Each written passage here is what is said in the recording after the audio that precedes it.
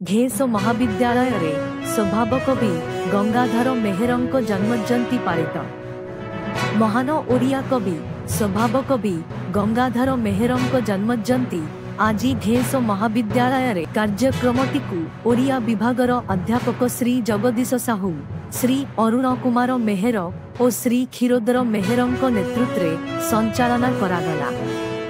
कविंक जीवनी और कृति समूह उपरे आलोचना करागला। पाटनागढ़ जवाहर महाविद्यालय रो इंग्राजी विभागर अध्यापक मुख्य अतिथि भावे जोग देइथिले।